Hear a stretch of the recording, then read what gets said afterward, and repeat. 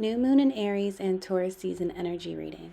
As you can see, I did my hair in a very like Aries, Ram, Bull energy. So my locks are given. Look at my little cowrie shell.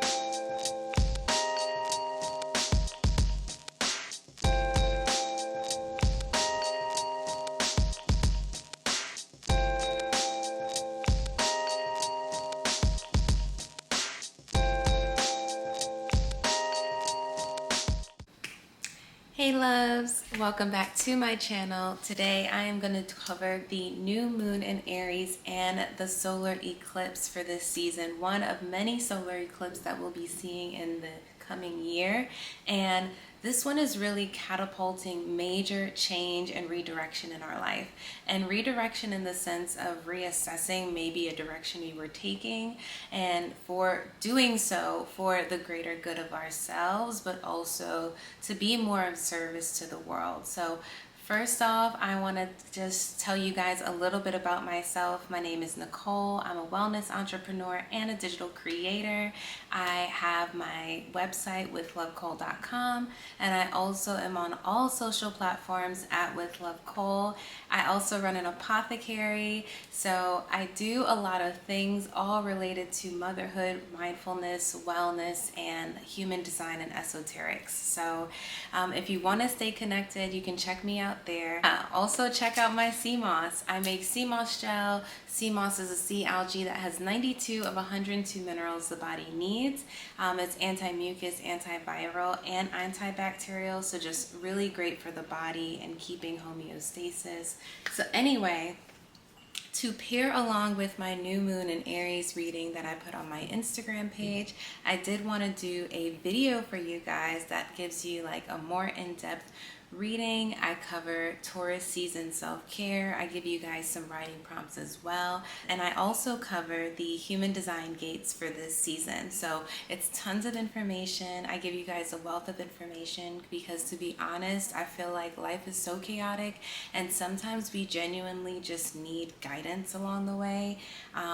I became a YouTuber because I loved watching YouTubers and connecting with people across the world who wanted to get direct guidance, and also feel like it's guidance that came to them. I really love the fact that the algorithm does sense what I want to see and pick up, and I hope that if this video came across your page, it's because you are meant to know what's going on this season. All right, so let's jump into the new moon in Aries reading. And for this one, I got Diving for Hearts. Diving for Hearts actually comes from a Corinne Bailey Rae song that I love called Diving for Hearts. And the song is just really emotional, but also like she's expressing such deep emotion in such a very intenseful way that I felt like it was a really good balance of yin and yang energy. So I want to jump into this reading and talk more about like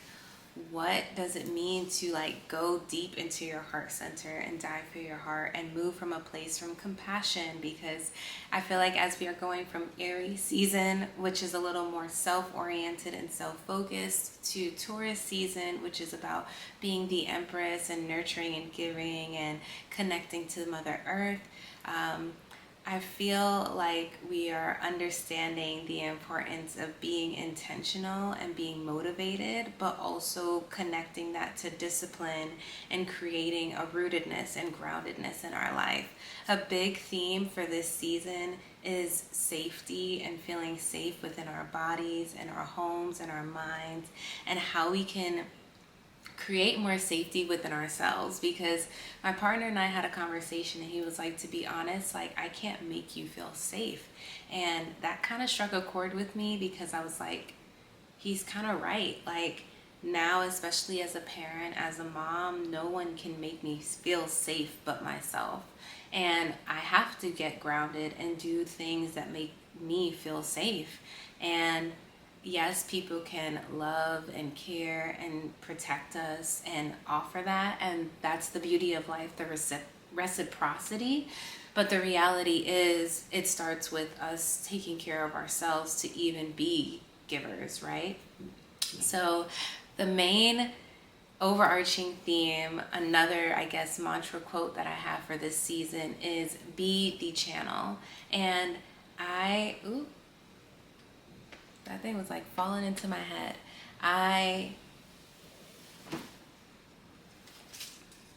All right, so my blanket just fell, but we're just gonna let it rock.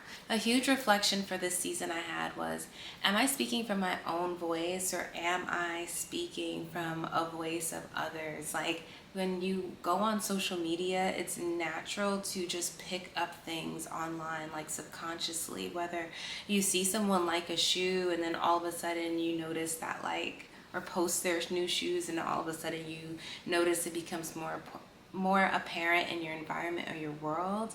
So then now all of a sudden you like something that you may not have liked before, and that mutation is normal. But then I think at some point you have to be like, if I am going to move from a position of leadership, am I going to be a channel, a voice, or am I going to be a voice that's actually the voices of other people's voices in one person?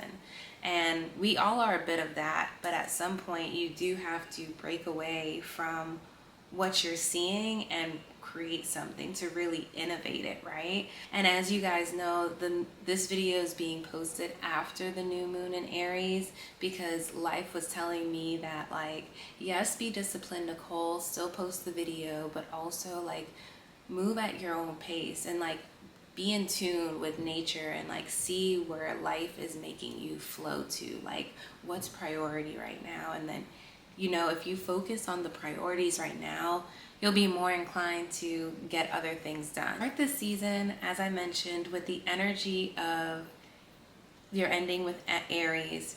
Aries is a starter of a season. It is the entrepreneur. And then you have Taurus. We're moving from the starter, the fiery energy, more into earth, into groundedness.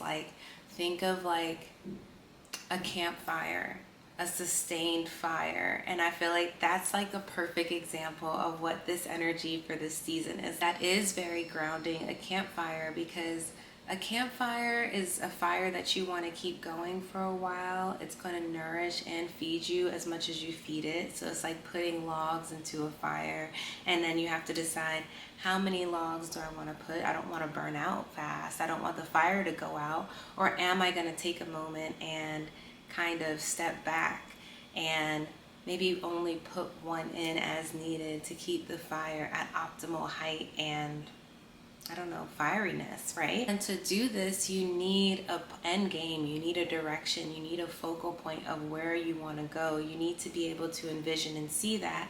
So gate 2 is transiting later into next week, but it's actually transiting in the moon right now in Taurus.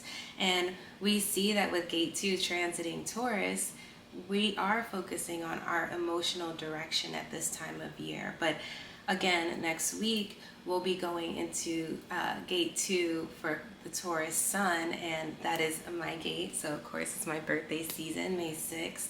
And as we go into that gate, we're going to start looking at our expression and how our expression is our soul's direction, where our soul is going. For me, again, creating these YouTube videos and putting myself out here in this way, I am feeling the transits very deeply.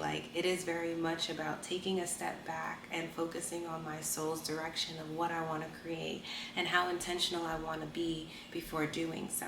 Another message for the new moon in Aries, allow yourself to be and relax. Trust the process of life and know that you may not be able to get everything done, but you can try. Life is a symphony, and we create the music. Karma meets dharma. If you look at your life right now and you say, everything that's happened to me up to this point is the best case scenario, then now you're you know what can I do to make lemonade out of these lemons? Because you're I've had the karma, I've had these experiences, and if these experiences were what needed to be to lead me to this point, then what can I do to be of service? And that's kind of what my journey has been here. but it's really about us coming into our soul's expression, what we are meant to do for the greater good of others. And in turn, this does turn into gains. It's still Taurus. Taurus is very much about the earthly plane and being taken care of here and now. You feel me? But at the same time, she understands that there's a mystical aspect of it. And that's kind of what I love about being a Taurus. I feel like we are very like feminine, but at the same time, we know when to get up and go and move in a way that is a little more assertive to, you know, manifest our dreams for that soft life. It's like basically we go hard for the soft life. So here are some April and May themes. We have magnetism, wealth, flow state, compassion, harmony, celebration, ritual, respect, unpleasantness, integration, and empowerment. And these themes are major because we have solar eclipse transiting. We also have Jupiter and Venus that's going to be in Taurus, as well as the sun in Taurus. So just a lot of abundant energy and like magnetizing of the planetary transits and energy. So we know that when we have conjunctions, which are basically two planets in the same sign, that the energy is already super magnetic. But then when you have a planet like Jupiter, which is the planet of like major abundance or major loss, it's also the planet of wealth. You're looking at like transits that will change your life, which is super, super cool. So I'm really excited about that. And also with Taurian energy, you have the mysticism of femininity, but the groundedness of masculinity. And what I really enjoy about Taurus season is it really feels like a season of balance and harmony. It also is my birthday season, so I could be a little biased, but I really do believe like people will say like Tauruses are kind of like the chill Leos, like a little more grounded of a Leo, and we still have that like very fun, playful energy. Tauruses have like a flirty energy, and we are very much into beauty and Venetian things. So it's just like a great time of year. It's very pleasant. The blossoms are blossoming. It's springtime, like things are in bloom, and everything just feels very rich in life. We tend to be going out more at this time of year. We have more sunshine at this time of year. So yeah, as you can see, I'm not a big fan of winter. So here is some Taurus season self-care. 1, play a new instrument. Experiment with new beauty products. Take a family photo, and I just love taking photos. Photos say 1,000 words. I know that we are in the video age, but I think just like photos are relics, so take some photos. Go out in nature. Outdoor photos with family is just so beautiful. And so, Taurian, step up your hair care, and as you guys can see, I got cute with it, you know. I did something a little different. I'm having more fun with my locks, and I have a video on my lock journey coming soon. And write a poem for someone you love. I feel like we don't focus on poetry as much. We send memes and gifts and stuff, and maybe that's just me, but I wanted to be more intentional this season and like tap into like older or like more antiquated ways of expressing love, like roses and going out in nature and having a picnic in the park. I think that like with the weather right now, if you're an allergy girl, maybe not, but if you are someone who can withstand being outdoors, go have a picnic this season. It's the perfect time of year. Now let's jump into some Taurus season writing prompts.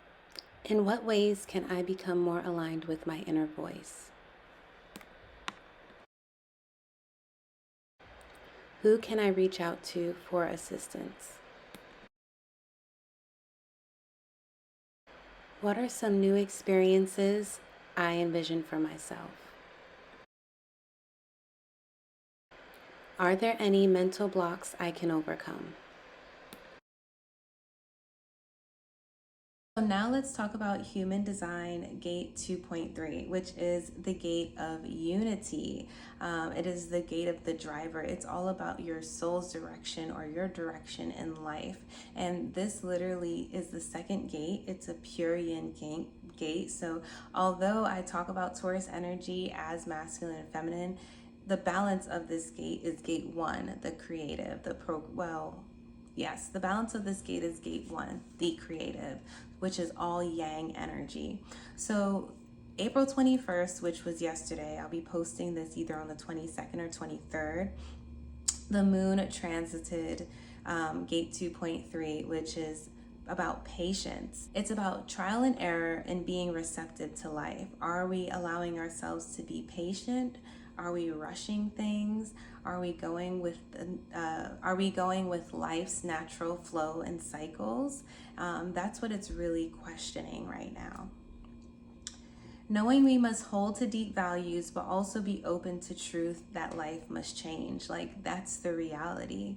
So you do have to have a set of values that work for you, but you always have to be open to life if you want to be a part of the flow of life, because life, the reality is, and the truth, one truth of life is that life will change. Every single being has something to offer and creates a new direction for us, providing a symbiotic relationship and a single consciousness.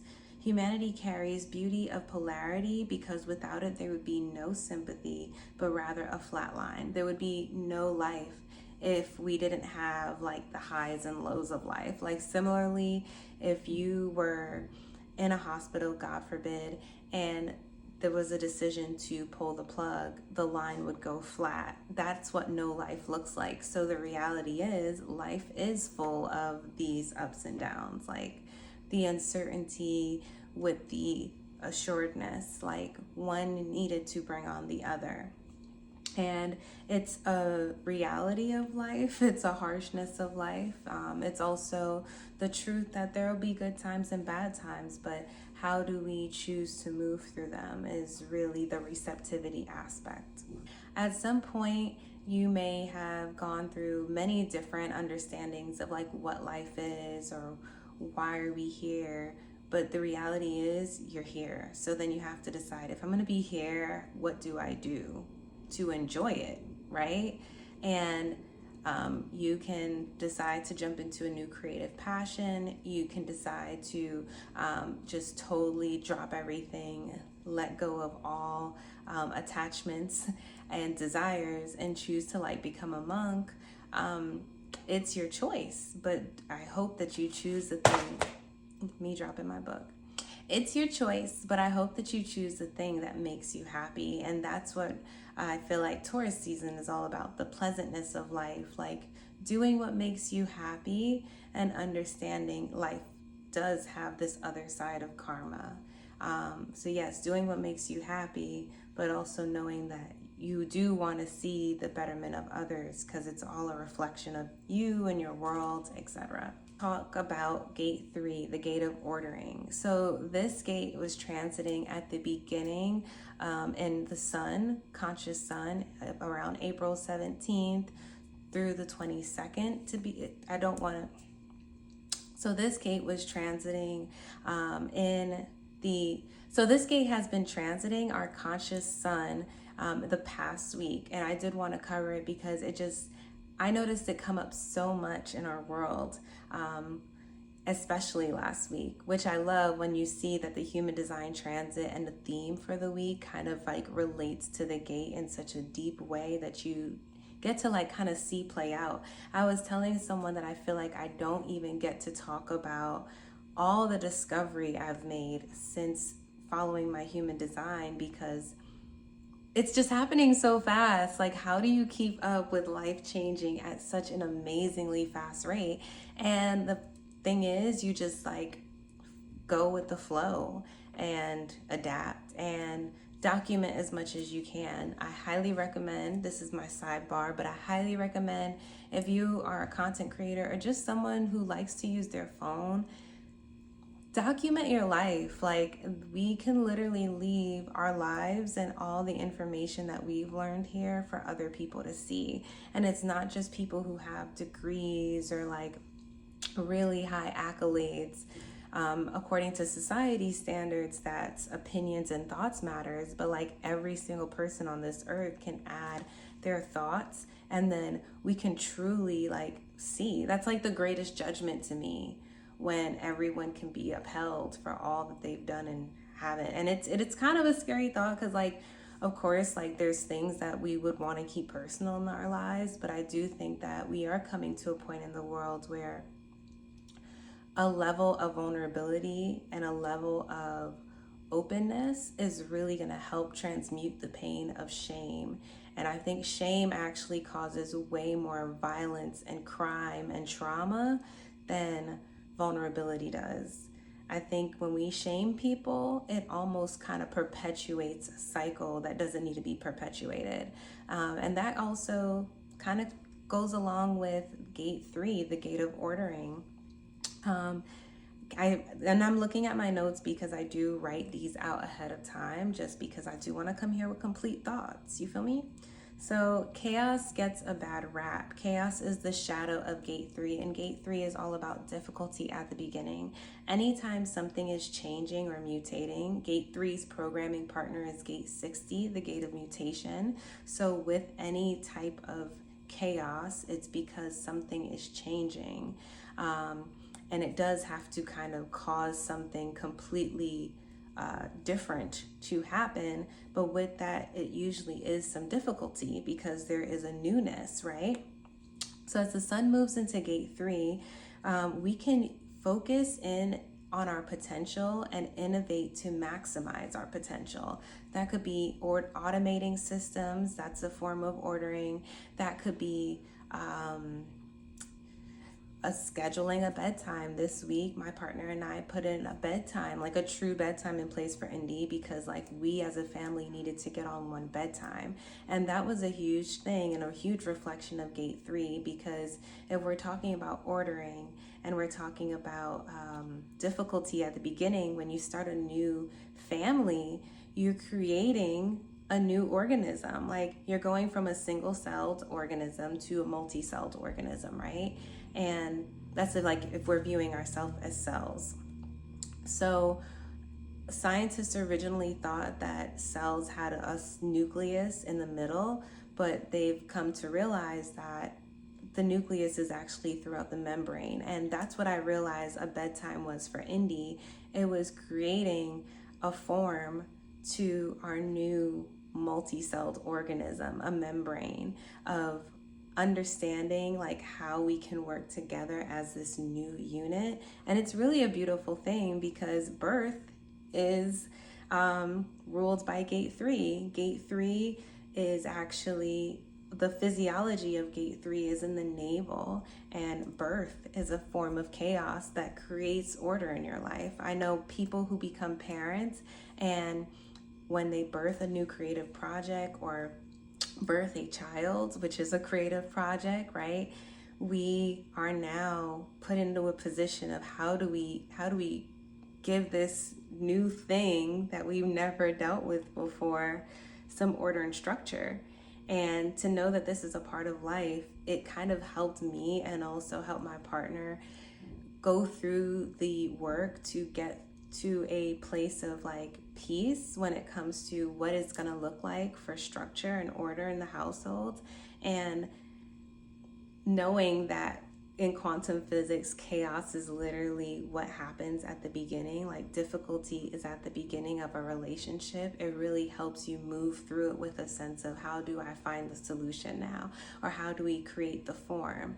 And I think that if more people knew that in the beginning of pregnancy, in the beginning of forming any new relationship, partnership, it's hard. And the reality is that you do have to put in the work, then maybe we can see more multi-celled organisms, and we can see like creativity, we can see the family, we can see what Earth can look like as a flourished and like healthy society, and not broken homes and not dysfunction because everyone's trying to do their own thing, because we do need each other. We are like created to be a unit. So I have nothing else to say on that part. Yes, I will say though that every new beginning, comes with unexpected events, which end up being something that makes sense at the end of it all, right? So like for me, it was like chaos when I had to go through postpartum, but then at the end of it, it's starting to make sense, which means in the wider sequence of events, things outside of my view, there was an order to this chaos. So chaos is also viewed as a shadow or looked down upon, and to a degree there is a fear element of it, but if we do choose to embrace that chaos, we actually can create like greater structure, greater order, greater discipline in our lives. Usually when we need one thing, we're given the other. So my partner was like, Jack was like, so you needed discipline and that's why you had chaos. So in many ways, my daughter has made me a little more structured, because the reality is like, I don't know if I would be this focused or this disciplined had I not had all the experiences I just had in the last year. It really did give me like a sense of like, what matters, what distractions do I need to let go of, because I need to focus in and also do this at a strategic rate, which means I do have to put some type of order in place. Then the beautiful thing about chaos is it allows life to kind of have the primordial space, as what chaos is actually. But it allows life to have that, to give us these unexpected moments where things can happen that work out for our favor that we don't even realize. Like imagine if you went into every situation knowing exactly how it would turn out.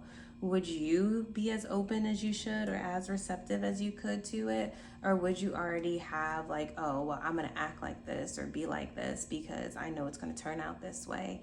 Something about the chaos kind of breaks us down to, it's a bit of humbling, but it's also very childlike in nature.